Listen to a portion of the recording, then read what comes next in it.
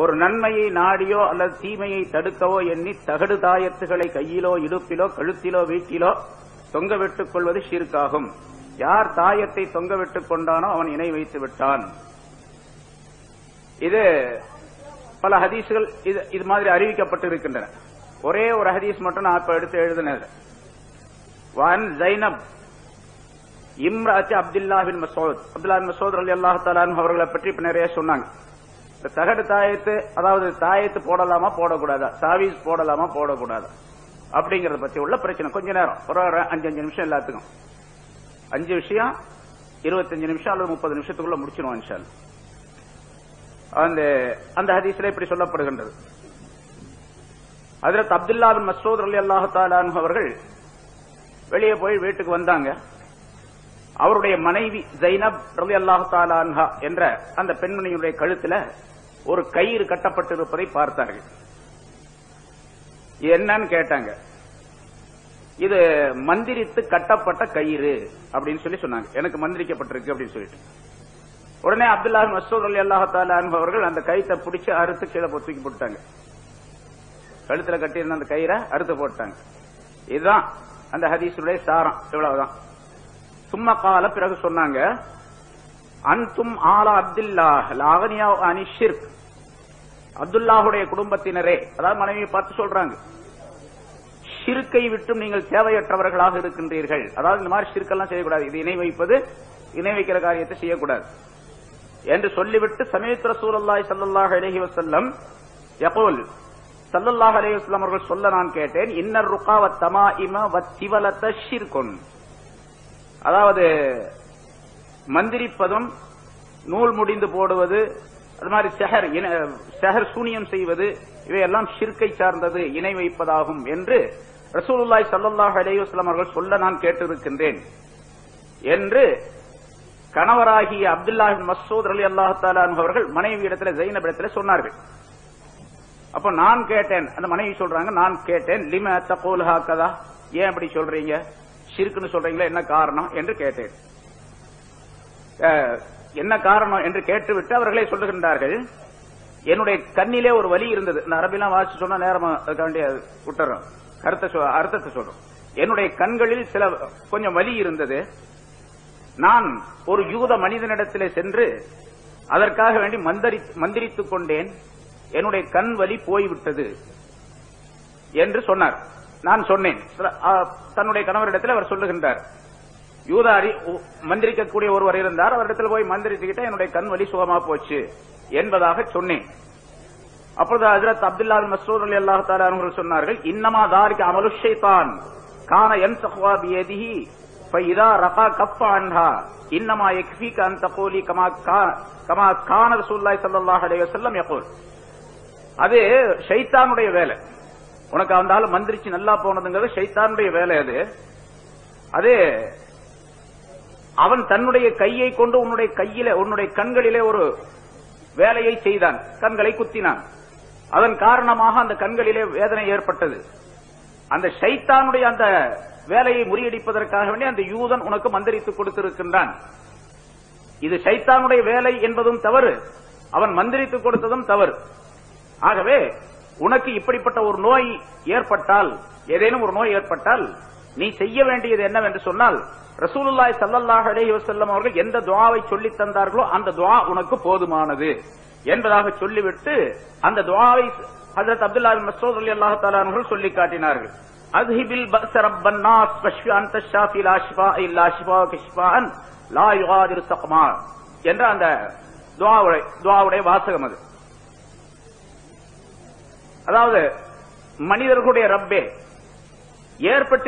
எனக்கு ஏற்பட்டிருக்கக்கூடிய இந்த துன்பத்தை நீ போக்கி விடுவாயாக. நீதான் துன்பங்களை, நோய்களை சுகமாக்கக்கூடியவன், நோய்க்கு நிவாரணம் அளிக்கக்கூடியவன். உன்னுடைய ஷிஃபாவை தவிர, உன்னுடைய சுகத்தை தவிர வேறு சுகம் என்பது கிடையாது. உன்னுடைய சுகம் ஏற்பட்டுவிட்டால் எந்த நோய் நொடியும் இருக்காது, எந்த நோய் நொடியும் அது விட்டுவிடாது என்று இந்த துஆவை ஸல்லல்லாஹு அலைஹி வஸல்லம் அவர்கள் சொல்லி தந்திருக்கின்றார்கள். அது உனக்கு போதுமானது என்பதாக அப்துல்லா பின் மஸ்ஊத் ரலியல்லாஹு தஆலா அன்ஹு அவர்கள் தங்களுடைய மனைவி ஜைனபிடத்தில் சொன்னார்கள் என்பதாக இந்த ஹதீஸ்ல அறிவிக்கப்படுகின்றது. இது போன்ற சில ஹதீசுகள் இருக்கின்றன.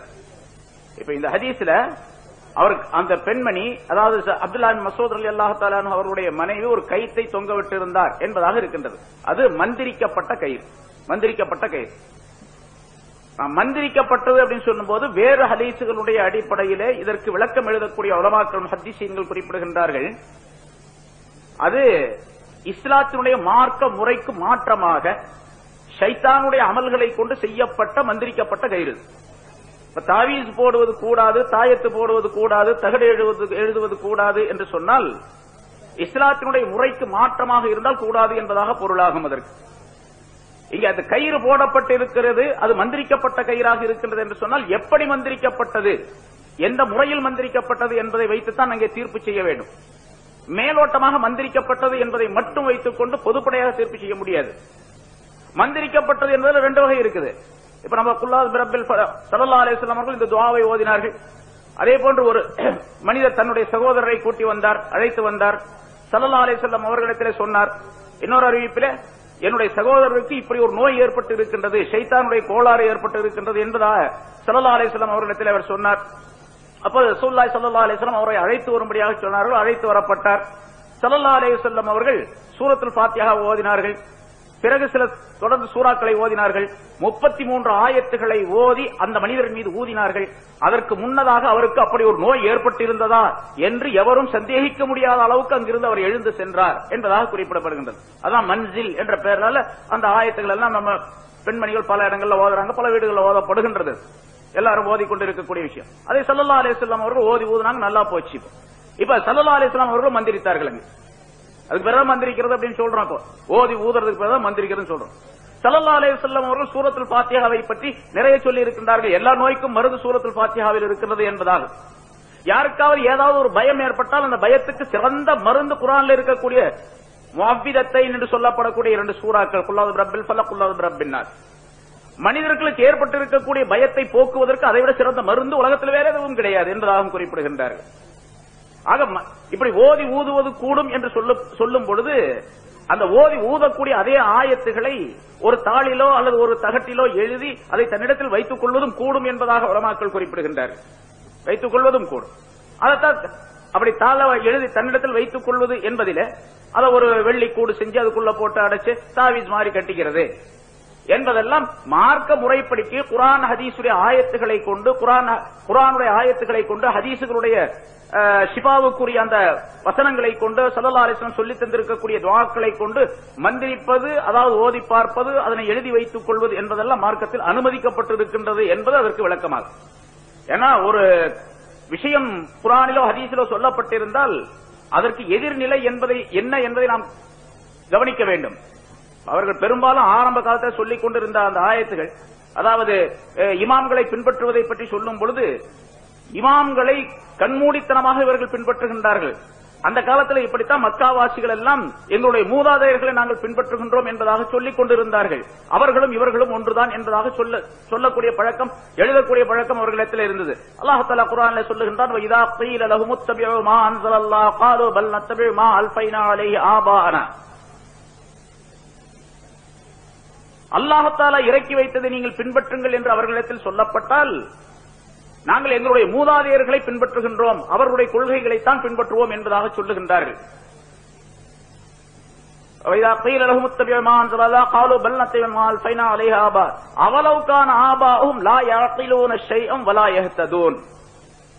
இவருடைய முன்னோர்கள் அறிவில்லாதவர்களாக இருந்தாலுமா, நேர்வழி பெறாதவர்களாக இருந்தாலுமா என்று அல்லாஹ் தஆலா கேட்கின்றான். இந்த இடத்துல உலமாக்கள் விளக்கம் எழுதுகின்றார்கள் முஃபஸ்ஸிரீன்கள். அந்த இடத்துல அல்லாஹ் தஆலா சொல்லுவது காபிர்களை பார்த்து அல்லாஹ் சொல்லுகிறான். அந்த ஆயத்து காபிர்களுக்காக வேண்டி இறக்கப்பட்டது. ஸல்லல்லாஹு அலைஹி வஸல்லம் பிரச்சாரம் செய்தார்கள். அல்லாஹ் இறக்கி வைத்ததை நீங்கள் பின்பற்றுங்கள் என்பதாக அவர்களிடத்தில் சொன்னார்கள். நாங்க எங்க மூதாதையர்களைத்தான் பின்பற்றுவோம் என்பதாக சொன்னார்கள் அவர்கள். இவர்களுடைய மூதாதையர்கள் எப்படி இருந்தார்கள் என்று சொன்னால் தீனுடைய எந்த விளக்கமும் இல்லாதவர்களாக இருந்தார்கள். ஹிதாயத் என்பதே முற்றிலுமாக இல்லாதவர்களாக இருந்தார்கள்.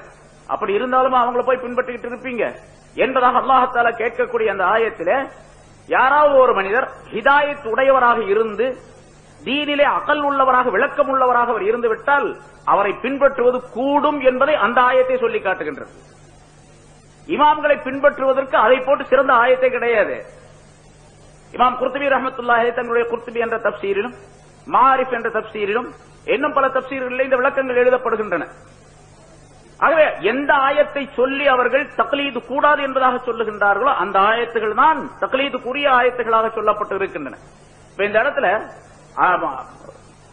அவர்கள் அறிவில்லாதவர்களாக ஹிதாயத்துள்ளவர்களாக இல்லாமல் இருந்தாலுமா என்று கேட்கக்கூடிய அந்த வாசகங்கள் இருக்கின்றனவே, அது ஹிதாயத் உள்ளவர்களாக அகல் உள்ளவர்கள் தீனிலே பரிபூர்ணமான அறிவுள்ளவர்களாக இருந்தால் பின்பற்றலாம் என்பதாக சொல்லப்பட்டு இருக்கின்றது. அதே போன்றுதான் இந்த தாயத்து எழுதக்கூடிய விஷயத்திலே அது மார்க்கத்திற்கு முரணான விஷயமாக இருந்தால், ஷைத்தான் சம்பந்தப்பட்ட விஷயமாக இருந்தால், காபிர்கள் சம்பந்தப்பட்ட விஷயமாக இருந்தால், தீனுக்கு மாற்றமான ஷரியத்துக்கு மாறுபட்ட விஷயமாக இருந்தால் அது கூடாது. ஷரியத்துக்கு உட்பட்ட விஷயமாக இருந்தால் அது கூடும் என்பதை அந்த வாசகமே சொல்லி காட்டுகின்றது. ஸல்லல்லாஹு அலைஹி வஸல்லம் அவர்கள் ஹஜ்ரத் இப்னு மஸ்ஊத் ரலியல்லாஹு தஆலா அவர்கள் சொல்லக்கூடிய அந்த வாசகமே சொல்லி காட்டுகின்றது. ஸல்லல்லாஹு அலைஹி வஸல்லம் அவர்கள் சொல்லிக் கொடுத்த அந்த துஆவை நமக்கு அறிவிக்கின்றது என்பதாக உலமாக்கள் விளக்கம் தந்திருக்கின்றார்கள். அதை மட்டும் புரிந்து கொள்ள வேண்டும். அதனால தாயத்து எழுதுறது, தாயத்து போடுறது, ஓதி பார்க்கிறது அப்படிங்கிறது மார்க்கத்தில் உண்டு. அது ஷரியத்தினுடைய வரம்புக்கு மாறுபடாமல் இருக்க வேண்டும் என்பதை நாம் தெரிந்து கொள்ள வேண்டும். இங்கே இவங்க எழுதியிருக்கிறது காபிர்கள் செய்யக்கூடிய மார்க்கத்திற்கு முரணாக ஷைத்தான் ஜின்களை வைத்து தவறான காரியங்களை செய்யக்கூடிய விஷயங்கள் தான் கூடாது என்பதை அந்த ஹதீஸ் நமக்கு தெரிவிக்கின்றது.